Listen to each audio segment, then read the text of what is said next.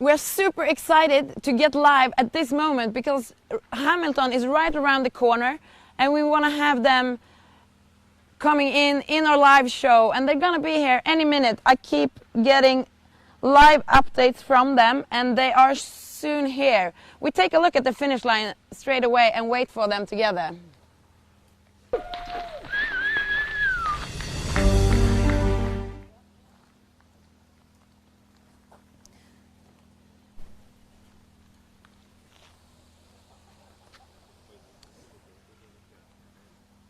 We keep looking and we don't know exactly where they are, but the last report we got was that they got only 100 meters or a couple of 100 meters to walk.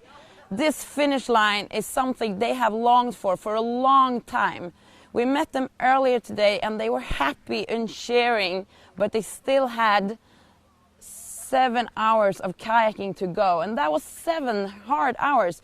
It turned out that it was a rough sea and they had to really struggle to get here.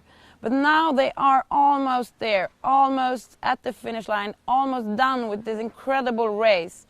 Almost time to sit down, to have something to eat, to sleep. And here they come! Woo!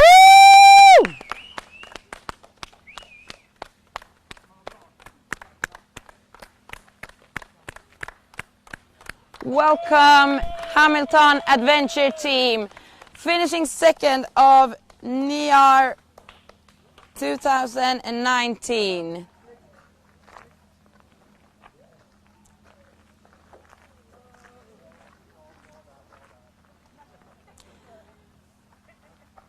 This was a truly team effort and they get to hug each other and celebrate together.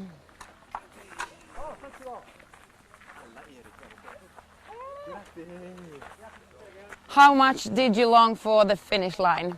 Oh, really a lot. It was so cold on the water. Yeah, the last kayaking was really tough. Was this the hardest section? I don't know. It was really hard and really cold. Not the longest, but yeah, it was tough. Maybe mentally to know that you're so close, but yet so much to go. Yes, absolutely. Let's have a rest and we'll talk later again. Okay, thanks.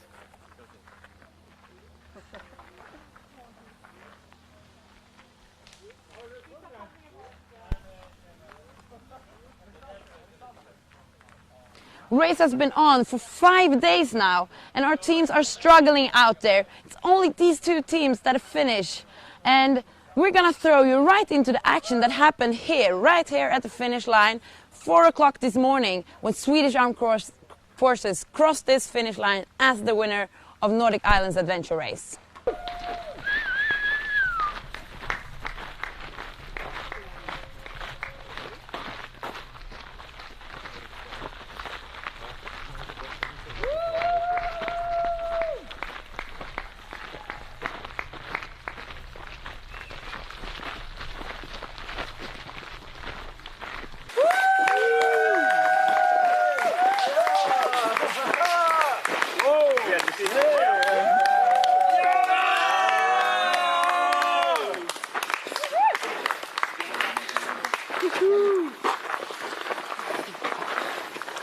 Grym! Grym! Men det är fan nätt och jämte. Fan vad grym man är. 106 timmar och 10 minuter. Det är inte mycket. Vilken grej! Ja, det var bra. Grattis! Det är bra, tack. Ja, men det gick bra på slutet. Halvbra. Vad grym man är. Tack. Malin? Tack. Det blir inte allt som man tänker sig. Grattis. Ta numret till Malin för jag inte. Den här? Ja. Vi kan väcka mig sen då. Tycker du ska ha de här timmarna direkt? Jag tar på mig de här också. Vill du ha dem?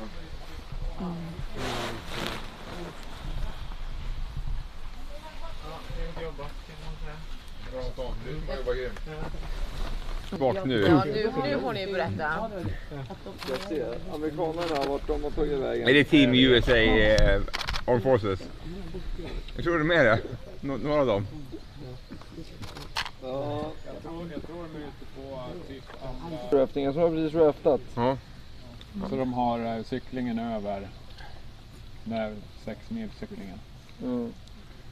Ja, men då har man ju kommit en bit ändå. Ja, tack. Te, kaffe. Nej, inte kaffe. Te. I'm super proud to be able to be racing with these guys. They have been doing an awesome job all the way and really put the personal things aside and just do everything to get the team as fast forward as possible all the time. So all the team has been doing a really impressive job and it's been a great time out there. No, but if you are strong, you can take some lagers for some packets for some other, and when you come to the TA, then Malin fix everything for us to eat and clothes. So yeah, we do the best what we can. Malin.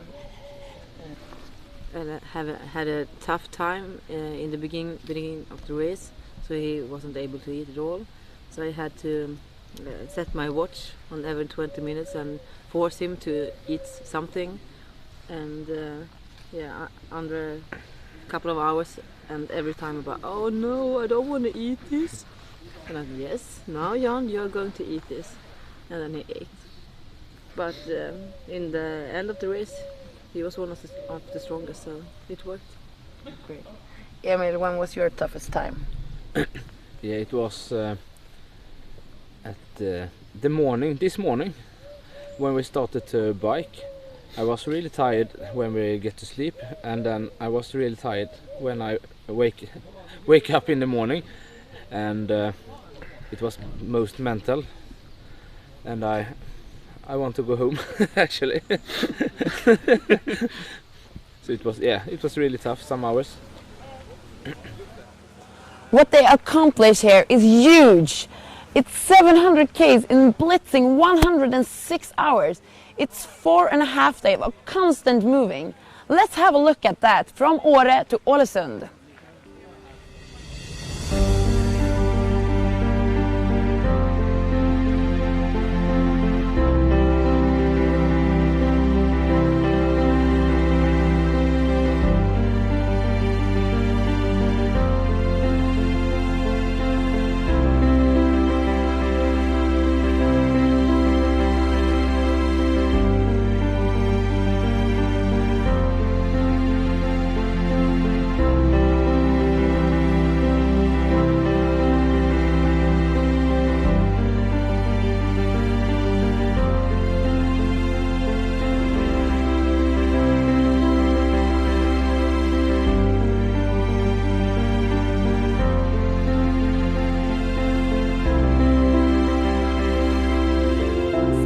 Inspiring world-class team, Swedish Armed Forces. They do what it takes to get them here and to fulfill their dreams. And we're gonna take a look on their week, what they've done and how they made their way all the way here to the finish. It's a really big effort of them, and they made it together, and it's truly inspiring.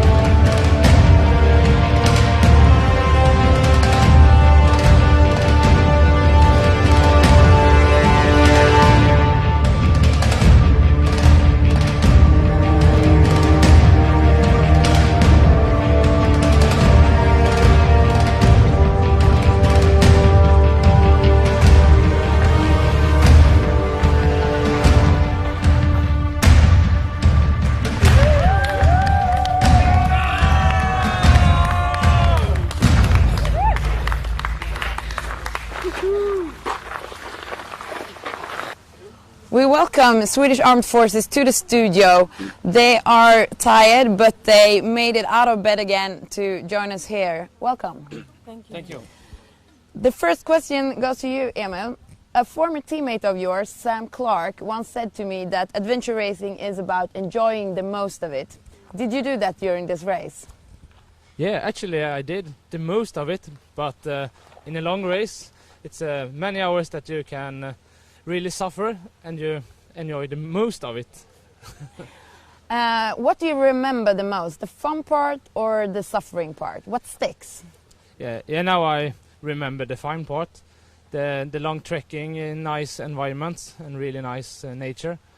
And my teammates often say you was really bad at some times, but I don't think about it. Cool, thanks.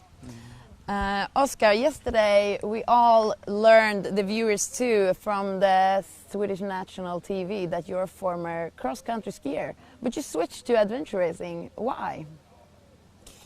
After 16 years with focus on long-distance skiing, it was enough for me. I have some problem with the back, and I started to work again 100% in the army. And then I got the opportunity to join this team, and I like to compete and race, and I always would like to try new things. So that's the reason. How many races have you done so far? 2.5. All right. I started in the union, but we need to go away. Cancel the race because of my broken ribs. And now we did the race Ragnarök, the shorter one, and now this long one. So out of 3 races, you got 2 wins. I'd say that's quite a career already. Yeah, it's good, and we will see for next time. What learnings have you made so far? Oh, I learned a lot, but it's difficult to say because when I did the cross country, my career in skiing, then it was some kind of training, and it's more the speed and the strength and full focus in a shorter race, and that's something totally different with this. You mean we are out for 100 hours, and it's very long, and you cannot do mistakes, and you need to have a good health during the race in the team, and there's so many things. It's difficult for me now to say. What do you take away from the cross-country skiing that you can actually use in this racing? Of course, all these years with training is what I have in the back. That's the reason why I can do this. You cannot just after when you are 42 years old just say, I want to try adventure racing. So that's the reason why. Not at this level, at least. No, of course at this level. So the level of my condition. Level of your fitness? Yeah, the fitness. That's the reason why I can do this, and of course I train a lot and many hours. How many hours a week coming into this race? Now I train 10 to 15 hours a week, but you make that sound like you are on a really down low. You're at the sofa almost. But it's difficult to say. When I did the cross-country skiing, that was my life. That was the only focus. I have nothing else just to win Vasaloppet. And now I can. Some days I can run, I can bike, I can try to learn. Like this night, Emil and John tried to learn me how to paddle. So I mean, you can learn new things when you do adventure racing, and I think that's the big. Different. When I did the cross-country skiing, I need to move the pools 2 centimeters or 1 centimeter or 2 millimeters. Now there is like huge steps to be better in some part, and of course I have the orienteering. I also run a lot of orienteering, and of course that is very important to do no mistakes. Yeah, you did a really nice race. Yeah, we have nearly no mistakes, so that's good. All right, Malin, you're gonna get the question to recap your race. How did it go? Ups and downs and problems and success. How did your race go? Our race started quite heavy for some team members. John has been injured, so he suffered a lot in the beginning of the race, but came back really strong. So I think we did a pretty steady race, but struggled a bit harder in the beginning and then had a smoother end of the race. So that's why we have such a positive feeling right now, I think, because the development in the race just went up. Nice. Did everyone have their ups and downs? Yes, of course, everyone has their ups and downs. When you race this long, it's you need to have ups and downs. Just as long as you are able to get up from your down periods, actually. Yeah. So. That's a good advice, I think, for most of us, and especially for racers. But I think that's something you can take away from adventure racing. How's the body feeling right now, Malin?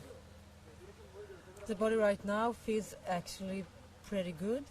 The feet are almost they are swollen, but no blisters.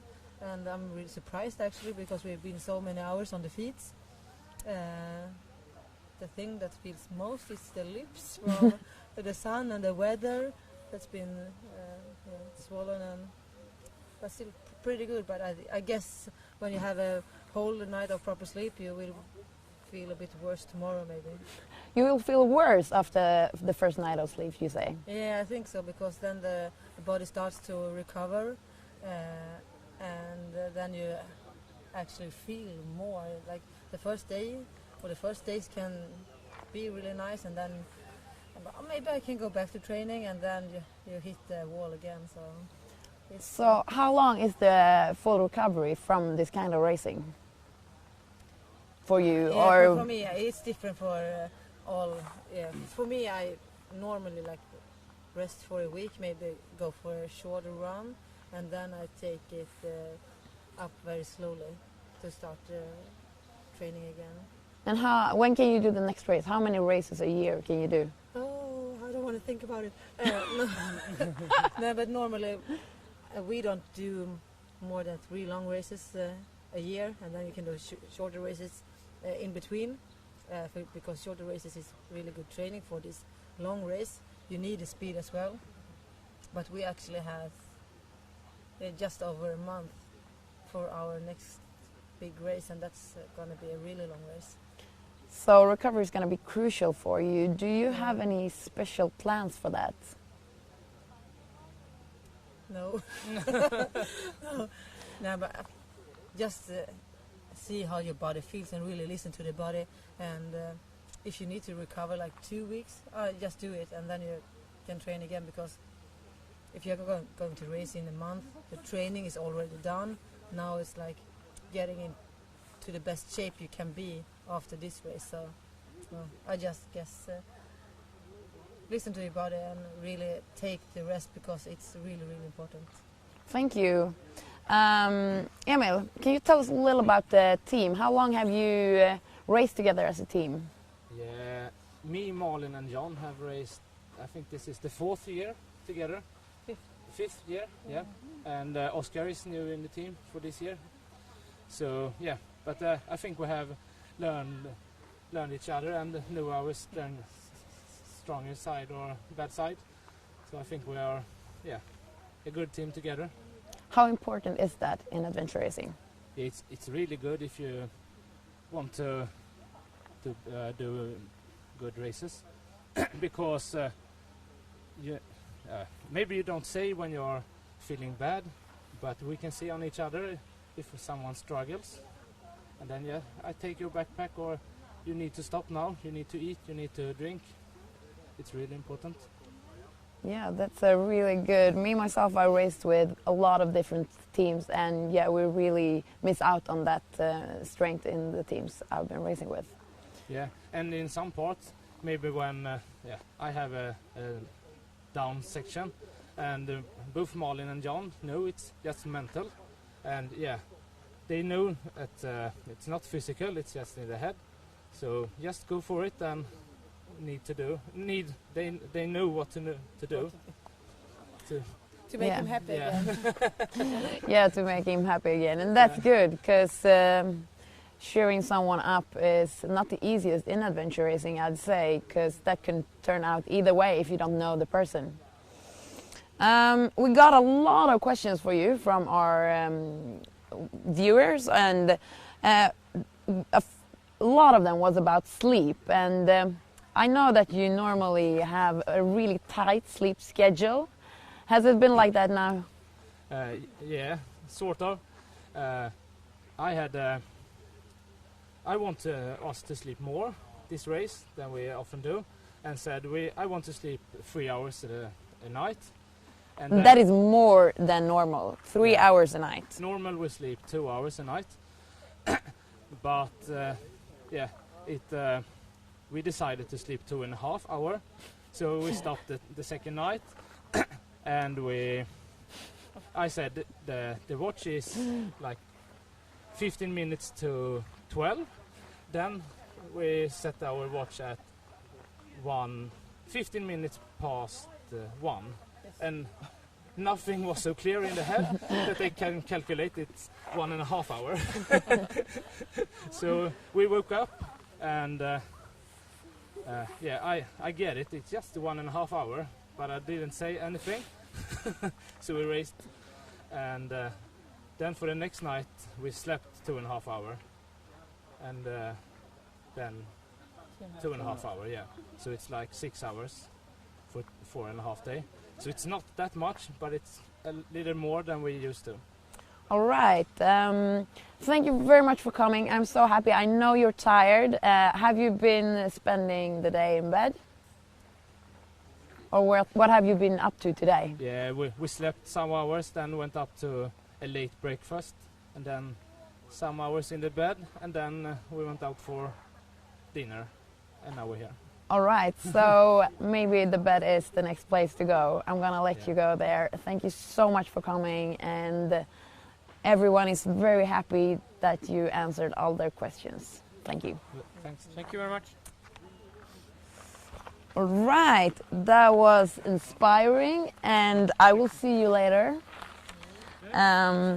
This is an absolute top teams, and they know what they're talking about. They know adventure racing, they know each other, and they are truly champions of this race. They've won all the 3 Nordic Islands adventure races so far. We're gonna watch the other teams though, because this race is far, far from over. There's a lot of teams still struggling out there, and some of them have a long way to go still.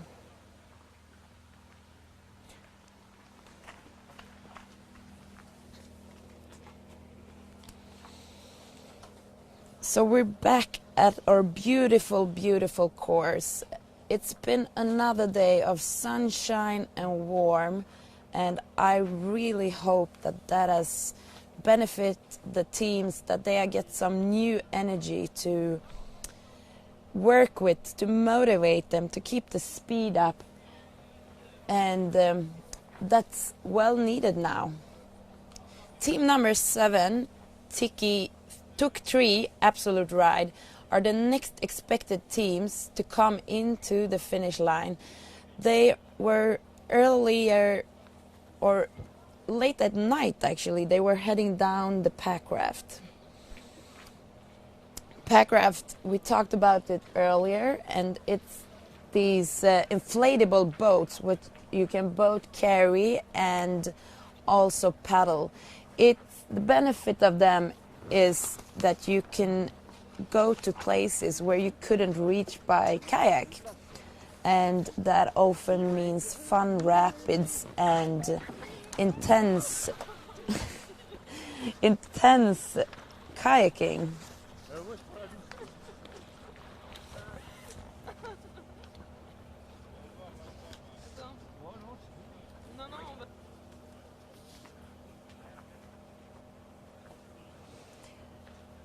Coming down this river, everyone happy to be off their feet, sitting down for once. But their skills is going to be tested, and as you know, it's a crucial part of adventure racing already. The skills through this race that have been tested is not only this paddling skill down the rapids. They have been up and down ropes, they've been over via ferratas, they have been biking, technical riding uphill and downhill, technical running, hard on the feet, hard on the body.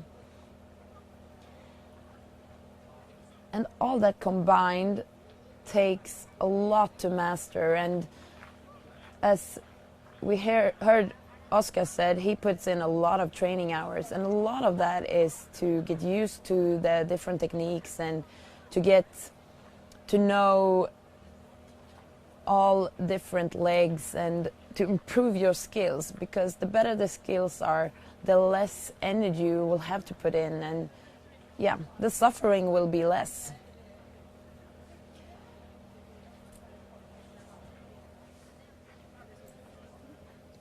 As a Swedish paddler, it's always tough because you got such a short season. These guys, the French team, they have a little better conditions for paddling and a lot of rapids. They are actually pretty skilled, and this section was a great one for them. What they're doing now is a portage. It's when the rapids are actually too big to paddle. It's a safety reason. Then you will have to walk around. There were no teams that were going to be able to pass this. It's not a matter of skills, it's a matter of safety. It's just way too big. Or this was actually the TA, sorry. And the finish of this beautiful leg, coming down in the beautiful valley of Romsdalen with the big wall, Trollväggen, next to them all the way down, which they're actually heading right up to now.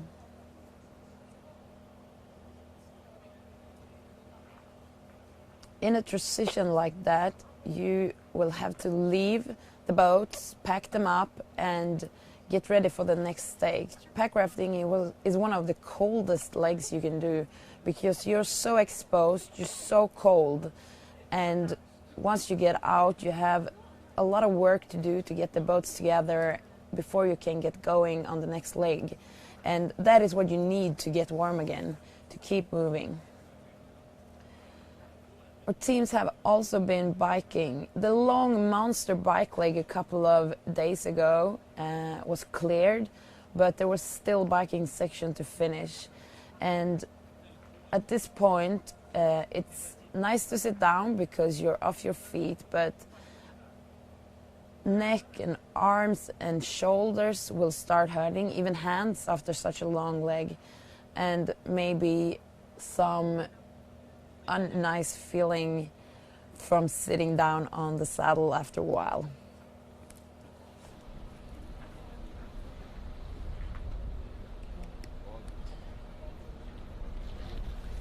Tuk Tree is making their way to the finish, and we are expecting them later tonight. They have about halfway to go on the trek, and once they get down there, they will once again be back on the water and paddle out the fjord towards Ålesund.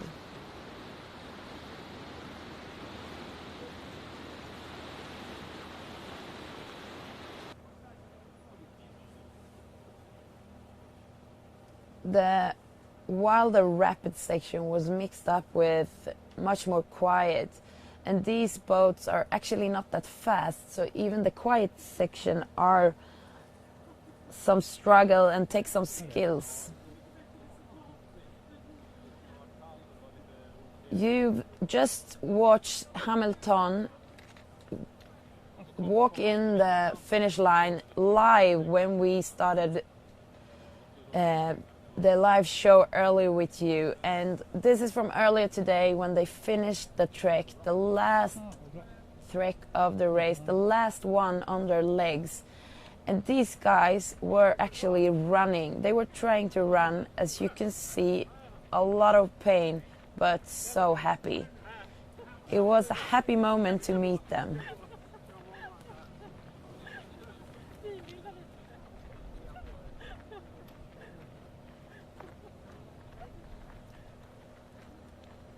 Hi, I'm Erik Lövgren. I'm the father for Lars Lövgren in the Hamilton team. Oh, for me to see them live here, it's absolutely fantastic. I like it a lot because the other days before I arrived, I have been following this at 18 hours broadcasting from Marika. It's fantastic to see it on the YouTube, but it's almost fantastic. Always more fantastic to see it live. To meet people at the course, and especially my parents, it's really fun. Yeah. When I came down from the mountain and saw this water like now, it felt so good because it was so high waves on our pack raft before the night, and it was really scary. But this doesn't look scary. This just looks amazing. Today, and as I said, there is still 16 fighting out there, but we're gonna get to Hamilton Adventure Racing. They're enjoying their pizza and chocolate, and what more do you have? The bear! How are you feeling at this very moment? I'm sad that I'm having a Danish beer in Norway. So you were thinking about the Norwegian beer? Yeah, I wanted something local. Yeah, okay. We're sorry about that, and we're gonna make it better next year. Then maybe, what do you think it will be then? What kind of beer do you think you will enjoy at the finish line on next year's Nordic Islands Adventure Race? I think it's this Nordic. Maria. But I think Finland. I hope it's going to be an Icelandic beer next year when I sit here. And your take is? Karo. Karo, okay. But we enjoyed Karo last year, didn't we? Okay. But Maria will be the winner here, I think. Amazing! But no promises. Maria, as the team captain of this excellent team, I've been really impressed with you. How do you feel about your team? I'm super proud. We've been doing it so good. This is our third competition. The competitions before we've been having like some issues here and there, but this time we just made everything good. So, and we made it together and we made it fast, and yeah, I'm super impressed and so happy to be here because I've been freezing so much. You've been all happy, smiling at every time we met you. Has that been the case throughout the race, or has there been some crying too? There has been some hard parts as well. We had the pack raft over the fjord in Norway. It was really high waves, and it was windy and scary. So in the end I was crying because I was so tired and we didn't get forward, and I was afraid of the big boats. And also the shorter trekking section with a really steep downhill. That was not.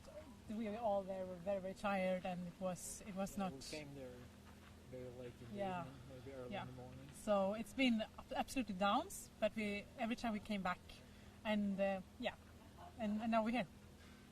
You are so welcome here. Christopher, Maria told us about some of the downs. What was your absolute highlight of the race? The highlight of the race was the longest bike section. Oh, really? The monster leg? Yeah, during some parts of it, like in the early morning with all the rain, maybe not so fun, but when you look back at it, it had like everything. Some really steep mountains. Sometimes we had to hike and bike, but still the hike and bike actually had a purpose to get to the top and get an amazing downhill section instead afterwards. So here afterwards, I think the organization has made an extremely well planned section with a long bike leg. Right. Wow. Is biking your strongest leg, you'd say? The team, definitely, I would say, and we also improved this race before other races because we had much more teamwork. Before we were 4 good individuals on the bike, but this time we actually helped each other like more or less all the time on the bike, or at least we tried to. Sometimes it didn't work, but we than we tried once again. So yeah, super proud. You should be. You should be proud of all the legs. Lars, to finish this up so you can go, all of you, to the shower. I'm super impressed by your team. From the first time I met you, you have had the picture of what you want so clear, and you work so well together, and I noticed that you help each other in a way that is without pride. What do you think of your teamwork this race? It has been really good. We have mostly put things in the bags and moving the weight in the team, and also, like Christopher tell, on the biking course, we help each other, and in the TAs we are quite fast in the TAs. Maria said that you have evolved this throughout your 3 races together. How did you do that? With the communication, and after each race we'll talk about what was good, what was not good, and try to pick out the best parts. I think this is a brave thing to do. Yes. And that is some technical parts you said. How do you support each other mentally? Always try to be positive and not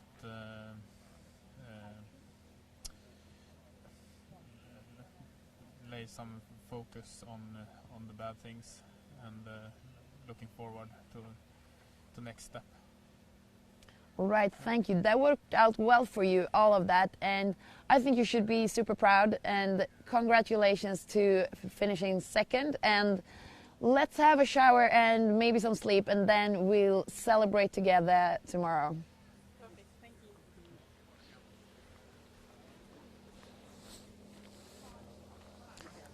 All right, to keep track of the teams that are still left, we can take a look at the tracker.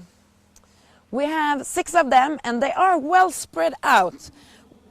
At the lead of the pack out there, we have team number 4, which is an unranked team, but they're still gonna get here to the finish, and they're still gonna be celebrated because every team that is out there did a huge job. Team number 7 is our 3rd team in the competition to clear the course.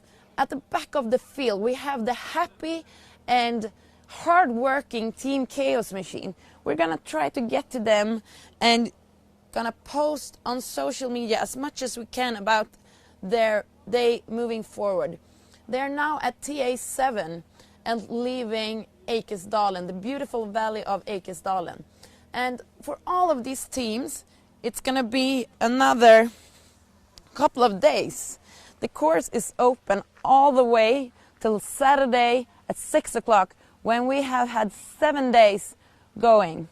And this is our last show. We're gonna leave you now, but don't leave the teams because they still need you. And to keep track of them, watch our tracker and go to our social media. We're gonna keep posting. We're gonna keep sending you updates, pictures, videos, everything we can get a hold of from the teams. And you find them on Instagram and Facebook. It's Niar, it's Nordic Islands Adventure Race. And we would be happy to have you there as much as possible to support our still fighting teams. Thank you so much for watching. Thank you for being part of this. Thank you for all the questions, all the support for us in the crew, and for our excellent teams out there. And next year we're gonna be back with another Nordic Islands Adventure Race, I hope. Join us there. Maybe you will be a contender, maybe you will be a staff, or you will be back watching us live.